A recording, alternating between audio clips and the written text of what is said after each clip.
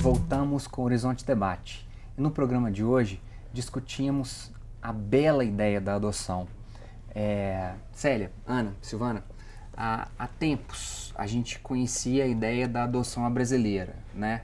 O casal da cidade conhecia uma moça jovem no interior que ia ter uma criança, ela não ia dar conta e queria dar essa criança para os outros. A palavra mais certa é essa. Hoje é possível isso? Não, a legislação ela exige que todas as famílias que vão empreender uma adoção, elas sejam habilitadas para adoção. Então não tem esse caminho curto, não tem esse test drive, né? Assim, é necessário que passe pelo processo. Então, porque quando você começa com a adoção brasileira, você começa a vida de uma forma irregular e fica difícil. Normalmente, os casos de adoção brasileira, as crianças, elas desconhecem a origem, é direito delas ter conhecimento da condição delas de adotivo, né? Então, assim, a relação se começa a ser construída num terreno muito incerto, muito frágil, né? E do ponto de vista da legalidade, isso é um crime, né? De falsidade ideológica e aí ela não é permitida, é passiva, inclusive, de uma penalização. Né? Quer dizer, é crime fazer isso. É crime fazer isso. A gente tem que pensar também que a própria lógica da organização toda do sistema para dar conta do processo de adoção é para que a gente garanta também um direito igual né, assim, para todas as crianças que se encontrem numa situação que elas não vão conseguir ficar com as suas famílias de origem, assim, né?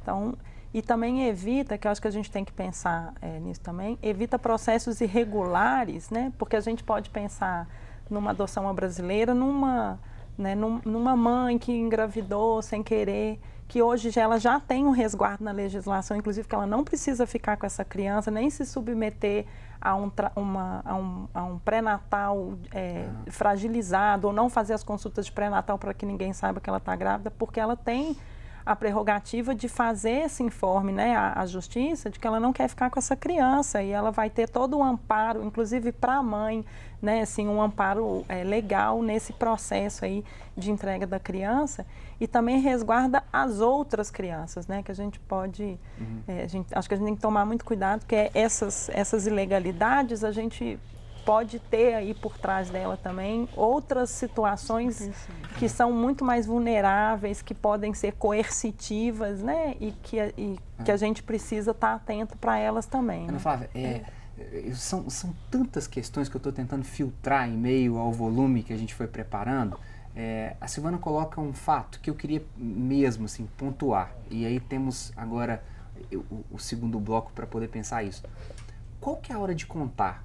Como que lá no grupo é trabalhado isso? Quando a Silvana coloca, né, as crianças têm o direito de saber de onde elas vêm, né?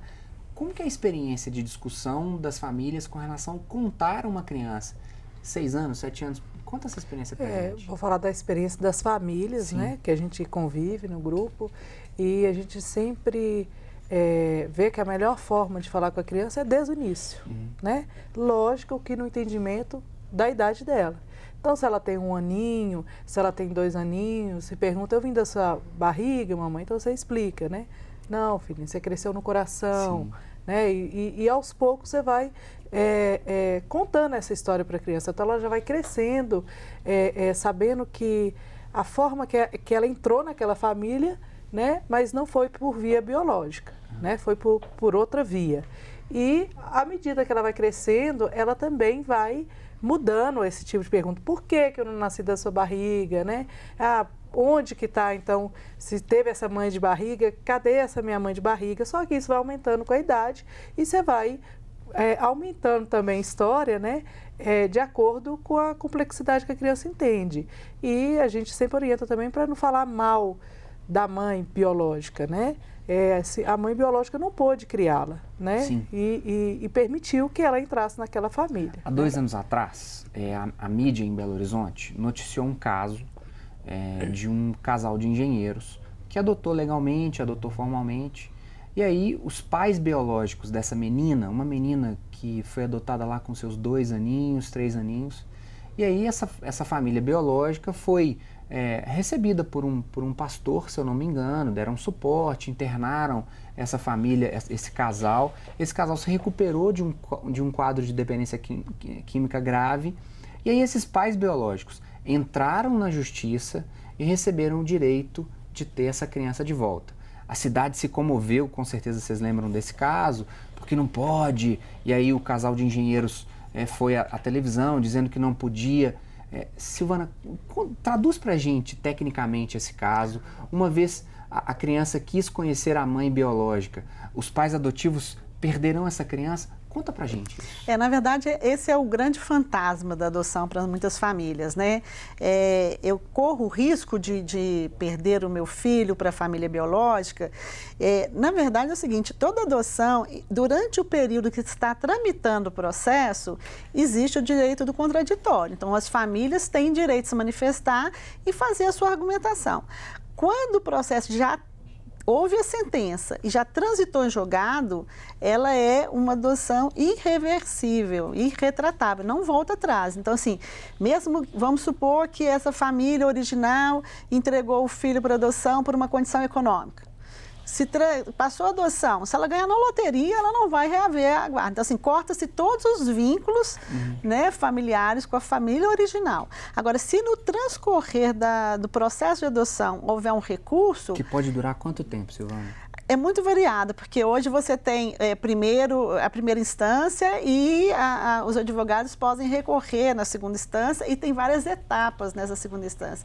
Então, tem processos que eles podem, com o que a gente chama de litígio, que é uma disputa, eles podem correr 3, 4 anos. Né? Então, assim, é desgastante, as famílias sabem né, dessa situação e elas ficam muito apreensivas que isso se resolva o quanto antes para a criança tenha o sentimento de garantia de pertencimento, porque quando você dá um nome, você dá essa garantia dela estar efetivamente incluída nessa família. Então, o processo dela de identificação dela nessa família, né, necessita muito disso, né? É importante que ela tenha... Nesse caso, essa criança, ela se entende por gente na família adotiva. E aí seria uma cisão, seria um corte, retirá-la e levá-la seria agressivo, porque nessa relação não é o vínculo consanguíneo que considera. A gente tem uma cultura de achar assim, o filho é meu, eu faço com ele o que eu quero, uma relação mais de objeto. E não é isso, porque a paternidade, a maternidade é uma função, é um cuidado, né? Quem que está cuidando? Então a criança estabelece vínculo com aquele que protege, com aquele que cuida, com aquele que expressa o afeto. Então a família biológica é um estranho para ela. Então, assim, ela vai sentir, ela vai sofrer essa ruptura para iniciar um processo de vinculação que possivelmente ela nem se adequa. Eu tive 2 situações de 2 adolescentes que passaram toda a vida em abrigo, né, no período em que não tinha tanto esse controle e acompanhamento do período de abrigamento, e a gente conseguiu localizar a família biológica, eles já estavam com 17 anos. Eles conheceram a mãe, sempre tinha uma idealização, quando eu encontrar minha mãe, como é que vai ser, e na hora que encontrou, eu não senti nada por ela. Né? Eles tinham a opção de ficar com ela, porque eles estavam vivendo em abrigo, e os 2 adolescentes não quiseram ficar com a mãe biológica, né? Não quiseram retomar a família. Olha, eu só queria conhecer e só queria entender por que ela não cuidou de mim. Sim. A gente fala que a adoção, né, é a essência de qualquer família, né? Qualquer família de verdade tem que ter adoção. Então, eu tenho um filho biológico, mas eu adotei ele e adoto ele todos os dias, né? A gente adota o companheiro da gente, adotamos amigos, né? Adotamos nossa família, enfim. Então, nesse caso que você falou, a criança ela já estava adotada, né? E essa adoção era recíproca, a criança já entendia, né, os pais que estavam em processo ainda como os pais verdadeiros dela. Então, o que era essa mãe biológica, esses pais biológicos? Não representavam nada para ela. Né? Ela foi recém-nascida para o abrigo e simplesmente não representava. Mas, Ana, você acha que nesse caso é justo o retorno para a família biológica? Eu que pergunto, né? Qual que é o interesse da criança aí? Sim. Aí a gente vai falar da criança, assim, quando a gente está falando de adoção, que a família tem que estar... a gente não tem que achar uma criança para essa família, a gente tem que achar uma família para aquela criança. É muito Célia, diferente Silvana, o que vocês pensam disso? Eu acho que a Ana está muito correta nessa hora, né? Eu acho que a gente tem que pensar que o interesse primeiro é da criança. Eu acho que E aí é muito difícil a gente falar assim, então, nessa lógica, né, é a família biológica ou é a família adotiva que é prioritária? Eu acho que é a família que a criança vai se sentir ou que a gente entenda que é a família que vai dar mais condições para essa criança se desenvolver na plenitude dela enquanto sujeito, né? Assim, acho que a gente tem que entender essa coisa na adoção, da gente sempre lembrar que é da criança, é do adolescente que a gente está falando. E eu acho que é importante a gente perceber, assim, o tempo da criança é diferente do tempo do adulto. A criança não pode ficar à mercê do processo individual de cada sujeito, né, desse pai, dessa mãe. Então, se a criança passa 2 anos abrigada, até que ela foi encaminhada para aquela família, ela foi submetida, mais uma vez ela foi vítima, porque se ela estava no abrigo, numa situação de acolhimento, ela estava lá para uma situação de uma medida de proteção que ela achava ou uma negligência, ou uma violência, ou uma omissão, então assim, ela já estava sendo vítima e ela fica 2 anos no abrigo, vítima novamente. Sim. E aí ela tem que ainda, mais uma vez, ser submetida a isso, porque o tempo do adulto é aquele. Então, assim, eu acho muito complicado. A gente sempre olhar é o melhor interesse da criança, sim. Né? Assim, a família, durante todo o processo, ela tem esse direito, mas eu acho que a gente tem que pensar até onde é o direito do adulto e onde que é o direito da criança. A gente tem que, ele que está mais fragilizado, né? Ele não pode ficar submetido ao desejo ou ao tempo do adulto. A gente se estende no terceiro bloco quanto a isso. Vamos para um breve intervalo. Até daqui a pouco.